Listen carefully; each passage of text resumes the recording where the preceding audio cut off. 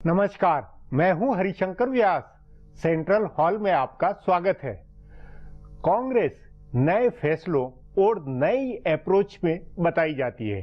संगठन के फैसले भी हो रहे हैं तो मोदी सरकार के खिलाफ तलखी भी बढ़ रही है। छत्तीसगढ़ में अमित जोगी की बर्खास्तगी हाई कमान के नए मूड की बानगी है तो जीएसटी विधेयक पर सरकार को सहयोग न करना उसके राजनीतिक इरादों का संकेत है। अभी ये महज अटकल है कि वर्ष 2016 में राहुल गांधी पार्टी की अध्यक्षता संभालेंगे या नहीं, मगर मोटे तौर पर कांग्रेस के जानकार उनके हाइपर एक्टिव रहने की बात कह रहे हैं। इसका सीधा मतलब मोदी सरकार के खिलाफ आक्रामकता है। दूसरा तात्कालिक फोकस असम केरल के विधानसभा चुनाव में अपनी सत्ता बचाना है। फिर एक विषय संगठन में फेरबदल का है। राहुल गांधी अध्यक्ष भले न बने, लेकिन प्रदेश स्तर पर वे कई परिवर्तन करा दे रहे हैं। इन सबसे अधिक कांग्रेस की केंद्रीय कमान का फोकस सरकार के खिलाफ हल्ला बोल है। मोदी सरकार की आलोचना और भाजपा से पंगे लेने का कोई मौका कांग्रेस नहीं चूक रही है।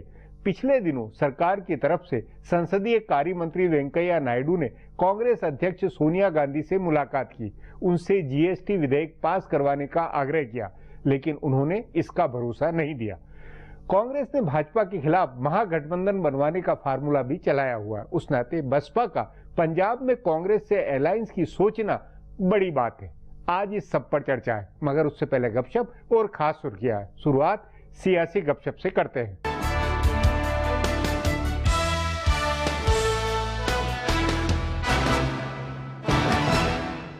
बीजेपी सदर अमित शाह ने बिहार का चैप्टर बंद नहीं किया है। वो हारी हुई सीटों का अब भी हिसाब ले रहे हैं। पार्टी के हारे हुए उम्मीदवार हार की वजूहात के बारे में बता रहे हैं। बताया जा रहा है कि कई हारे हुए रहनुमाओं ने पार्टी के सीनियर रहनुमाओं पर ठीकरा फोड़ा है। पार्टी सदर ऐसे रहनुमाओं से भी जवाब तलब कर रहे हैं जिनके खिलाफ शिकायतें मिली हैं। बताया जा रहा है कि एक खातून उम्मीदवार और अमित शाह की कौमी टीम के मेंबर ने अपने मुकामी रुकन पार्लियामेंट पर हार का ठीकरा फोड़ा है। उन्होंने कौमी सदर को खत लिखकर शिकायत की है। इस पर रुकन पार्लियामेंट का भी जवाब मंगाया गया है, जिसमें उन्होंने उम्मीदवार की कमजोरियां गिनाई हैं। दोनों की इस खींचतान के बीच उस असेंबली हलके के इंचार्ज रहे मध्य प्रदेश के एक रहनुमा से अलग रिपोर्ट मंगाई गई है। पार्टी के माहिरीन जराये के मुताबिक अमित शाह ने इस मामले में बिल्कुल नरमी न बरतने की पॉलिसी बनाई है। तभी सूबाई इंचार्ज और इंतखाबी इंचार्ज भी अभी तक इंतखाबी नताइज के तज्जिये में उलझे हैं। बताया जा रहा है कि कई इंतखाबी हलकों में पार्टी उम्मीदवारों ने अपने अराकीन पार्लियामेंट और एकाध मरकजी वजीर की भी शिकायत की है। एक खास पैमाने पर इसका तज्जिया करके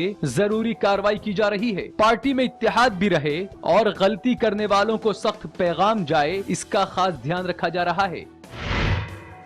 बीजेपी उत्तर प्रदेश में क्या करने जा रही है, इसका सस्पेंस बढ़ता जा रहा है। पहले माना जा रहा था कि कौमी सदर के इंतखाब से पहले सूबे के सदर का इंतखाब हो जाएगा, लेकिन अब ये टलता नजर आ रहा है। कौमी सदर के इंतखाबात के लिए सूबों में इंतखाबात की जरूरी शर्त यूपी के बगैर ही पूरी हो रही है। गुजरात और उड़ीसा के साथ 50% से ज्यादा सूबों का इंतखाब पूरा हो जाएगा। इसी हफ्ते इन दोनों सूबों में सदर का इंतखाब हो जाएगा। उसके बाद कौमी सदर का इंतखाब होगा। इसके बाद ही उत्तर प्रदेश का फैसला होगा। उससे पहले उत्तर प्रदेश में 51 जिलों में नए जिला सदर मुंतखब हुए हैं। इनमें से 22 सदर पसमानदा बिरादरी के हैं। इनकी तकर्री में पार्टी ने गैर यादव पसमानदा तबकों का खास ख्याल रखा है।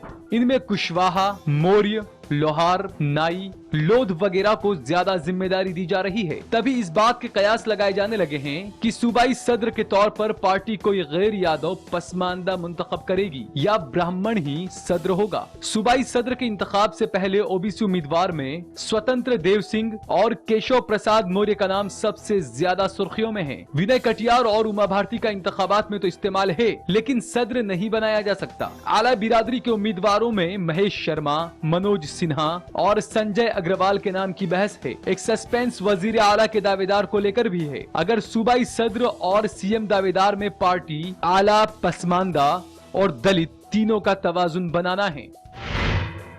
कांग्रेस पार्टी में इन दिनों कौमी सतह पर और सूबों में भी दलित व कबायली चेहरों की तलाश चल रही है। पार्टी नायब सदर राहुल गांधी ने तंजीम में एसटी और एसटी रहनुमाओं की नुमाइंदगी बढ़ाने का हुक्म दिया है। उन्होंने उनके लिए जगह रिजर्व की है। इसलिए पार्टी की दलित यूनिट का काम संभाल रहे राजू इन दिनों दलित और कबायली रहनुमा तलाश रहे हैं। बताया जा रहा है कि सूबों में तो कुछ चेहरे पार्टी को मिले हैं, लेकिन कौमी सतह पर कोई ऐसा नया रहनुमा नजर नहीं आ रहा है जिसे बड़ी जिम्मेदारी दी जाए। इसकी वजह यह है कि पार्टी ने पहले से ऐसे रहनुमा तैयार ही नहीं किए हैं। तभी बहस है कि कौमी सतह पर तो पुराने और आजमाए हुए चेहरे ही रहेंगे। बताया जा रहा है कि साबिक स्पीकर मीरा कुमार को कोई बड़ी जिम्मेदारी दी जा सकती है। उनके अलावा मौजूदा टीम के जनरल सेक्रेटरी मुकुल वासनिक, साबिक मरकजी वजीर दाखिला सुशील कुमार शिंदे और पीएल पुनिया की कौमी टीम में बड़ी जिम्मेदारी बन सकती है। हालांकि इनमें से मुकुल वासनिक को छोड़कर बाकी तीनों रहनुमा 70 साल की उम्र पार कर चुके हैं। बहरहाल कबायली रहनुमा के तौर पर भी पार्टी के पास कोई बड़ा चेहरा नहीं है। सोनिया गांधी की मौजूदा कमेटी में भी कोई कबायली जनरल सेक्रेटरी नहीं है। सेक्रेटरीज में जरूर कुछ दलित और कबायली चेहरे हैं, लेकिन राहुल गांधी के फॉर्मूले के मुताबिक उनकी कमेटी में कम से कम 4 दलित और कबायली जनरल सेक्रेटरी होने वाले हैं। अब आज की सुर्खियां ये लीक से कुछ हटकर है और इनसे देश की दशा दिशा को बूझ सकेंगे।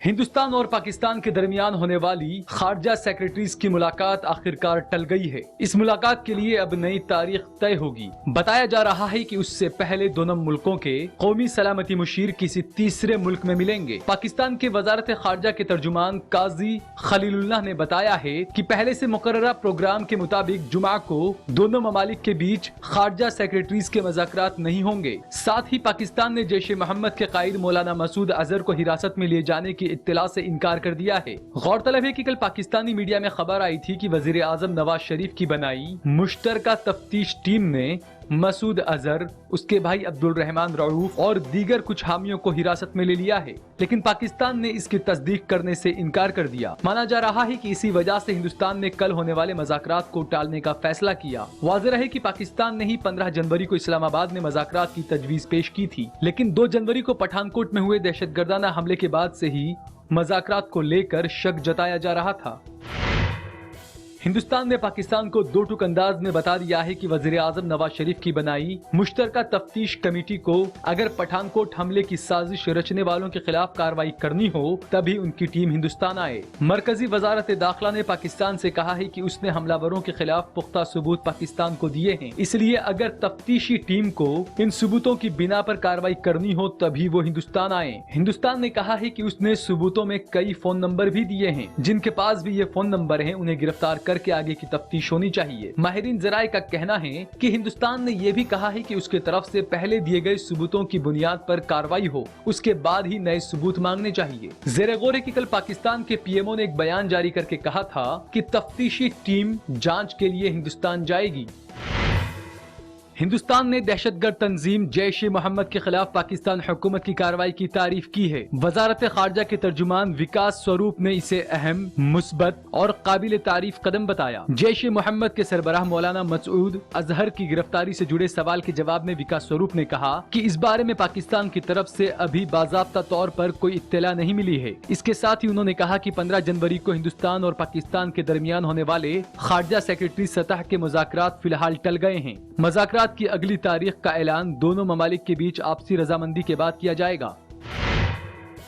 दारुल हुकूमत दिल्ली में आलूदगी कम करने के लिए ऑड इवन नंबर की गाड़ियों को मुख्तलिफ दिन चलाने के मंसूबे पर रोक लगाने से अदालत उज़्मा ने इनकार कर दिया है। इस मंसूबे के लिए दिल्ली हुकूमत की तरफ से जारी नोटिफिकेशन और दिल्ली हाई कोर्ट की तरफ से उसे जारी रखने के हुक्म के खिलाफ दी गई मफाद आम्मा पर फौरन गौर करने से इनकार करते हुए चीफ जस्टिस तीरथ सिंह ठाकुर की बेंच ने अर्जी देने वाले को खरी खरी सुनाई है। उन्होंने पिटिशनर से कहा है कि आलूदगी की वजह से लोगों की जान जा रही है और आप सुर्खियां हासिल करने के लिए इसे चैलेंज दे रहे हैं। चीफ जस्टिस ने कहा है कि वो खुद दूसरे जजों के साथ कार पूलिंग कर रहे हैं। चीफ जस्टिस के साथ साथ इस बेंच में जस्टिस A.K. सिकरी और जस्टिस भानुमति भी मेंबर हैं। उन्होंने मफाद आम्मा को सुर्खियां बटोरने की तिकड़म करार देते हुए कहा कि इस मामले में कोई जल्दी नहीं है, इसे वक्त के साथ चलने दिया जाए। गौरतलब है कि इसे तजर्बे के तौर पर 1 से 15 जनवरी के लिए शुरू किया गया था। कल इसका आखिरी दिन है। जम्मू कश्मीर असेंबली की सबसे बड़ी पार्टी पीडीपी ने बीजेपी के साथ मिलकर हुकूमत बनाने पर सस्पेंस बढ़ाते हुए नया पैंतरा चला है। पार्टी ने कहा है कि वो मुफ्ती मोहम्मद सईद की कमान में 1 साल चली हुकूमत के कामकाज का तज्जिया करेगी और ये देखेगी कि उनके एजेंडे पर कितना अमल हुआ है। पार्टी के तर्जुमान और मुफ्ती हुकूमत में वजीर रहे नईम अख्तर ने कहा है कि 1 साल पहले कामकाज का एजेंडा बना था, पार्टी ये देखेगी कि उस पर कितना अमल हुआ है। उन्होंने कहा कि मुफ्ती मोहम्मद सईद जम्मू कश्मीर को एक हाईटेक सूबा बनाना चाहते थे। उनके इंतकाल से उनके नजरिए के मुताबिक काम पूरा होना बाकी है। उन्होंने ये भी बताया कि अभी महबूबा मुफ्ती ने हुकूमत साजी पर गौर करने के लिए पार्टी रहनुमाओं का इजलास भी नहीं बुलाया है। फिलहाल अब एक ब्रेक है, फिर खुलासा होगा।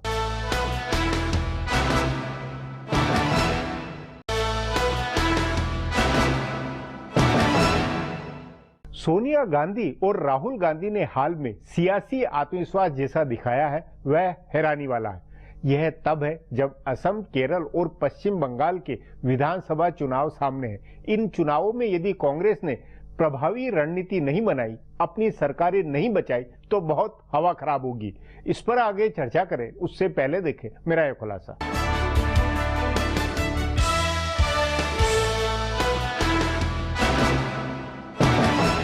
बिहार असेंबली इंतखाबात से कांग्रेस की जीत का जो सिलसिला शुरू हुआ वो गुज़िश्ता 2 महीने से जारी है। पार्टी झाबुआ रतलाम लोकसभा नशिस्त पर जिमनी इंतखाब जीती तो झारखंड की लोहरदगा सीट पर असेंबली का जिमनी इंतखाब भी जीती। छत्तीसगढ़, मध्य प्रदेश, गुजरात और महाराष्ट्र में मुकामी इंतखाबात में भी कांग्रेस ने बीजेपी को शिकस्त दी है। लेकिन असली इम्तिहान 3 महीने बाद होने वाले 5 सूबों के असेंबली इंतखाबात में होने वाला है। इन 5 में से 2 सूबों में कांग्रेस की हुकूमत है और मगरबी बंगाल में गुज़िश्ता मर्तबा तृणमूल कांग्रेस से मिलकर लड़ने की वजह से कांग्रेस के अच्छी खासी तादाद में रुकने असेंबली जीते हुए हैं। कांग्रेस को केरल और असम में अपनी हुकूमत बचानी है तो मगरबी बंगाल में अपने अराकीन पार्लियामेंट की तादाद कम न होने देने का बड़ा चैलेंज है। तभी कांग्रेस के रहनुमा मुसलसल इस उधेड़बुन में हैं कि कैसे बिहार जैसा कोई इत्तेहाद बने जिसमें कांग्रेस की नाव पार लगे। केरल में तो इत्तेहाद बना हुआ है, लेकिन असम और मगरबी बंगाल के बारे में पार्टी को अहम फैसला करना है। कांग्रेस में ये फैसला राहुल गांधी को ही करना है। उससे पहले राहुल गांधी की कमान के बारे में भी पार्टी को एक साफ राय बनानी है। वैसे तो कांग्रेस के पास साल के आखिर तक का वक्त है। पार्टी ने कौमी सदर के तौर पर सोनिया गांधी की मियाद की 1 साल की तौसी की मंजूरी इलेक्शन कमीशन से ली है,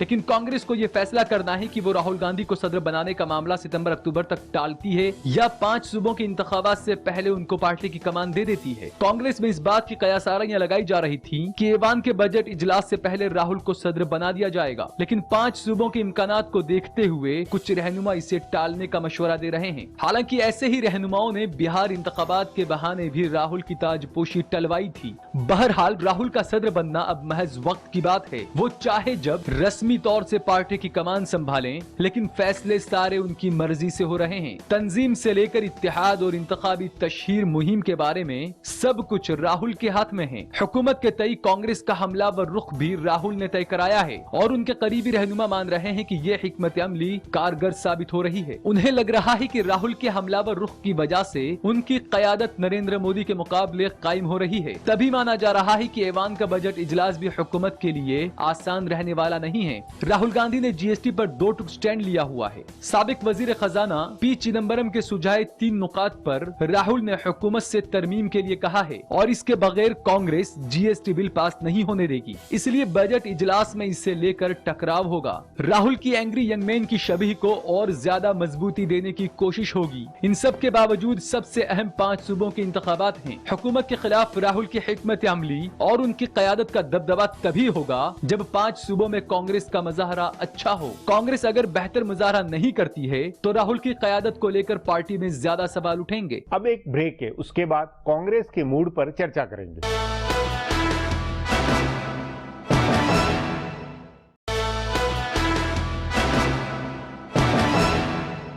कई मायनों में 2016 का वर्ष कांग्रेस की हवा बनाने या बिगाड़ने वाला होगा।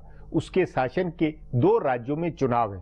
कांग्रेस के मुख्यमंत्रियों के लिए एंटी इनकम्बेंसी माहौल से पार पा सकना आसान नहीं है। तरुण गोगोई व चांडी दोनों अपने हिसाब से रणनीति बना रहे हैं। इस पर चर्चा के लिए आज मेरे साथ वरिष्ठ पत्रकार पंकज वोरा है। पंकज जी, कांग्रेस अभी किस मुकाम पर है, खासतौर पर इस बात के मद्देनजर कि अभी उन्हें आसाम और केरल में चुनाव जीतना, चुनाव लड़ना है। क्या कांग्रेस के अंदर रणनीति सोची जा रही है? देखिए, कांग्रेस के अंदर कोई रणनीति नहीं सोची जा रही कि जो है कि कांग्रेस का यही दुर्भाग्य है कि कांग्रेस को यही नहीं मालूम कि वो आगे के कदम उसको कैसे आगे बढ़ना है। कि और हर तरफ आप देखो, असम में एक तरफ बात चलती है कि बदरुद्दीन अजमल की पार्टी के साथ कांग्रेस टाई अप करेगी, दूसरी तरफ तरुण गोगोई कहते हैं हम अकेले जाएंगे। तो इसका मतलब कि क्लियर डिफरेंस ऑफ ओपिनियन है। केरला में जो है कि सीपीएम बटी हुई है, लेकिन उसका फायदा कहां तक उठा पाएंगे ये देखना है। वेस्ट बंगाल के अंदर कांग्रेस ने एक तरह से बढ़त की हुई है कि सीपीएम के साथ हाथ मिलाकर ममता के खिलाफ चुनाव लड़ेंगे, और सीपीएम के साथ वेस्ट बंगाल में हाथ मिलाएंगे तो सीपीएम को अपोज केरला में कैसे करेंगे? नहीं, लेकिन मोटे तौर पर आपको ये नहीं लगता है कि भले तरुण गोगोई का ये स्टैंड है कि अकेले लड़े, लेकिन महागठबंधन की तरफ कांग्रेस ज्यादा जा रही है? पश्चिम बंगाल में भी अगर लेफ्ट के साथ सोचा जा रहा है, या पंजाब में बसपा की तरफ बात हो रही है कि बसपा उनको सपोर्ट करे, तो ये कुछ तो नया हो रहा है। नहीं, देखिए, कांग्रेस का जो जहां तक लगता है, कांग्रेस की लीडरशिप इस चीज पे कॉन्फिडेंट नहीं है कि वो इस काबिल है कि कांग्रेस को जितवा पाए, तो इसलिए वो गठबंधन ढूंढ रही है। कॉन्फिडेंस के नाते तो आप ये कोई मामूली कदम नहीं उठाया कि अमित जोगी को छत्तीसगढ़ के अंदर निकाल दिया, जोगी बिल्कुल मतलब अलग कर दिए गए जो उनके ऊपर, और ये अपने आप में बहुत बड़ा कॉन्फिडेंस का तो है कि मतलब तो, नई अप्रोच का कॉन्फिडेंस नहीं माने तो भी ये जो इसको आप नई अप्रोच कह दीजिए, उसको ज्यादा चालाकी कह दीजिए या ज्यादा बेवकूफी कह दीजिए, ये तो मालूम नहीं। लेकिन जोगीज के बिना छत्तीसगढ़ में कांग्रेस का जो पनपना जो है इतना आसान नहीं है। कांग्रेस की जो मेरे को लगता है रणनीति है, जो खासकर के राहुल गांधी की है, उसकी मेन रणनीति ये है कि 2019 के चुनाव तक मोदी को किसी तरह से जितना कमजोर किया जा सके उतना किया जाए, चाहे उसके लिए किसी के साथ भी गठबंधन करना पड़े। मतलब ये कि पहला फोकस कांग्रेस के अंदर सिर्फ नरेंद्र मोदी और मोदी सरकार ही है। लगता ऐसे ही है कि मोदी को जितना कमजोर किया जाए, कि मोदी जब 2019 में पार्लियामेंट का चुनाव जब हो तो जैसे 2014 में मजबूत नजर आ रहे थे, उससे कहीं ज्यादा कमजोर 2019 तक हो, और उससे जो है कांग्रेस जो है कि को मौका मिलेगा, क्योंकि कई सीट्स है, 200 से ऊपर सीट्स है जिसपे कांग्रेस और बीजेपी का डायरेक्ट मुकाबला होता है। नहीं, लेकिन इसमें पंकज जी आपकी इस बात से ये भी एक अर्थ निकल सकता है कि कांग्रेस ये एक श्रेय लेना चाहती है बाकी तमाम पार्टियों के बीच में कि मोदी सरकार से आक्रामकता के साथ वही लड़ने में समर्थ है। देखिए, ऐसा कांग्रेस ही एक दूसरी बहुत बड़ी पार्टी है जो बीजेपी के का सामना कर सकती है। बाकी तो अगर आप देखें, राजनीति पूरे देश में रीजनल पार्टीज के हाथ में जाती जा रही है। और नहीं, लेकिन धुरी अगर वो ये कांग्रेस अगर नेशनल लेवल पे ये करे तो फिर धुरी वापस कांग्रेस बनती है। नहीं बनती है, लेकिन कांग्रेस जो है नेशनल लेवल पे जो है कांग्रेस इस काबिल नहीं है। जो कांग्रेस में अब जैसे प्रोफेसर जोया हसन है, वो कांग्रेस हाईकमांड के बहुत नजदीक थी, जेएनयू की प्रोफेसर है। उन्होंने यहाँ तक अब एक हाल ही में एक इंटरव्यू दिया है, उन्होंने भी कह दिया है कि जो माँ बेटा जो है सोनिया गांधी और राहुल गांधी मास लीडर्स नहीं है। अगर दोनों मास लीडर्स नहीं है तो मतलब कि प्रश्न उठता है कि फिर को कांग्रेस की लीडरशिप क्यों संभाले नहीं। तो उस नाते पहली चुनौती फिर यह है कि केरल और आसाम में किसी तरह एंटी इनकम्बेंसी के बावजूद कांग्रेस वहां जीते, ये पहली चुनौती है अगर मास बेस और वो कसौटी है तो। बिल्कुल, देखिए अब जो है कि जो तरुण गोगोई की कैलकुलेशन लग रही है, वो सोच रहे हैं कि एक ट्रायंगुलर फाइट अगर बनेगी तो उसमें शायद वो निकाल लें, क्योंकि जो उसमें वेरियस कम्युनिटीज के ऊपर काफी कुछ निर्भर करता है। अब माइनॉरिटी वोट 36-37% मानी जाती है असम के अंदर। कांग्रेस सोच रही थी कि उससे हाथ मिलाकर ये बदरुद्दीन अजमल से आगे चला जाए, वो भी और एजीपी के साथ भी तालमेल की बात हुई थी।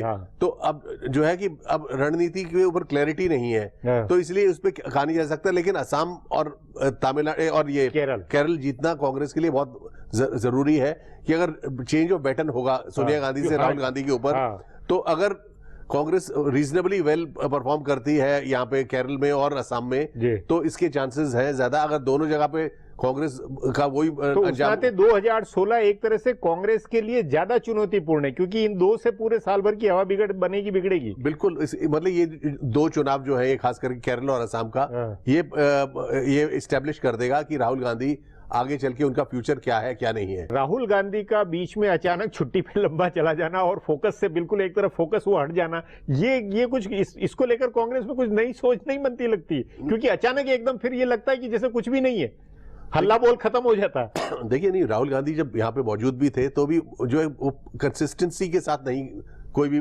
सवाल उठाते। पार्लियामेंट का पूरा सेशन व्यापम के ऊपर चला, तो जब पार्लियामेंट का सेशन खत्म हो गया तो व्यापम का मुद्दा भी खत्म हो गया। पर अभी वेंकैया नायडू सोनिया गांधी से जो मिले थे जीएसटी बिल को लेकर, उस पे कांग्रेस हाईकमान ने दो टूक कहा कि हम कोई सहयोग या मतलब सहयोग के संकेत नहीं दिए। ये नहीं लगता है कि टकराव की रणनीति पर पूरी तरह कायम है कांग्रेस? देखिए, टकराव की राजनीति ज्यादा देर तो चलेगी नहीं। राज्यसभा की अब चुनाव आ जाएंगे, कांग्रेस की स्ट्रेंथ कम होनी शुरू हो जाएगी। कांग्रेस को भी इस चीज का एहसास है। जहां तक वेंकैया नायडू का सोनिया गांधी से मिलना है, वो उसी तरह से सोनिया गांधी को ये नरेंद्र मोदी भी मिले थे। उस वक्त ऑलमोस्ट तय हो गया था कि जीएसटी में जो आपकी कंसर्न्स है उसको एड्रेस कर दिया जाएगा, लेकिन उसमें बीच में नेशनल हेराल्ड केस आ गया, तो उस पे जो है कि कांग्रेस के तेवर बदल गए। तो इसलिए जो है कि बीजेपी तो बहुत चाहती है कि जीएसटी और बाकी लेजिस्लेटिव बिजनेस हो, पर बीच में कि बीजेपी की भी तेवर जो बहुत एग्रेसिव और बहुत वो होते हैं, तो उनको कॉपरेशन मिलती नहीं है। लेकिन कांग्रेस आपके अनुसार ज्यादा एकरूपता के साथ, ज्यादा बिल्कुल तय किए हुए तय रणनीति के अनुसार काम कर रही है या भाजपा ज्यादा?